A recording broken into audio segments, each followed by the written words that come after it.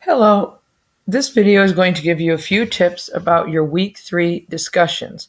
I say discussions because when you come in here and look at the module for week 3, you'll notice that you have 2 discussions.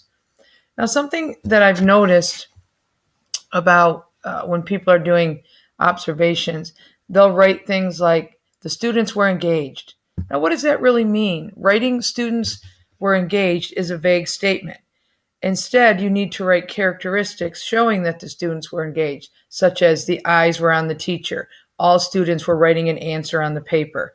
So you need to write characteristics of why the students are engaged and not just put students are engaged. So before we actually start doing observations, this week we're going to look at some different pieces of the observation.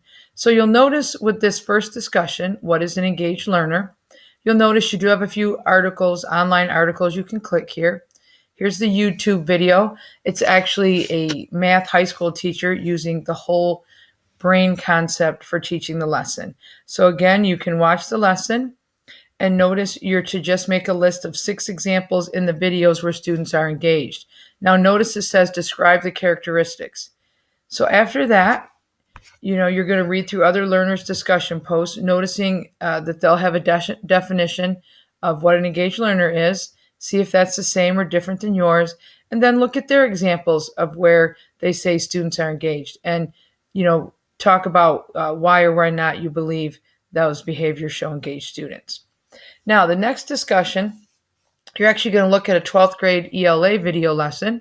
So notice here you do have a link for the instructional shifts for ELA, Common Core standards. Here's another article, Power of the Observation. So that article gives you some tips and strategies on an observation. Pay attention to the tips on page 5. And then, of course, here's the video lesson. I'm going to click on that video lesson because when you come in, you'll notice that this page is actually pretty busy. There's a lot here. The video is actually in here twice. You can just go ahead and use video 1 without captions. So you can just click on that and watch that. Notice that this video and even the last video that was in YouTube, if you hover over the video, you can see it'll give you a timestamp, because when you collect evidence for this video, it actually has you putting down the timestamp. Let me show you the template here. So this is the template for the video, the ELA video. So notice it does have you putting the timestamp, the actions, statements, and questions by the teacher and students. And then so what you're going to do, you're going to list all your 10 pieces of evidence first. The 10 pieces of evidence are places where you believe, or, action, statements, and questions by the teacher where you believe the teacher is showing to be effective. And then for the students where you believe they are engaged. After you write your 10 pieces of, evidence, go back and look through and label them as fact or opinion. Now, and there's also a reflection question. You can actually see, when you go back and look if they're opinion or fact. One thing that I want you to reflect on is what could you do to ensure you collect facts and not your opinion for evidence? Okay, so again, you're going to put all that on that template and then attach that to your discussion. So then go back and look at other learners' list of evidence. And again, do you agree with their labels of fact or opinion? If you do not agree, then just explain why you do not agree, of course, in a nice and polite manner. Okay, so, again,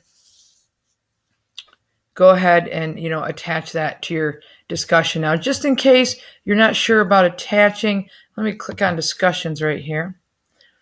And so here is the discussion, for example. So if I click on this and I want to, add to it. So down here, I can start a new thread just like you all do. And you'll notice down here, so here's where, you can type. That's where you would put your response. But notice down here it says add attachments. So if I click on add attachments, I can go ahead and upload that, and that's for you. So for the discussion where you're attaching the evidence template, that's where that is located. So again, there's just some tips and strategies for week 3. So again, I look forward to learning with you, and have a good day. Thank you.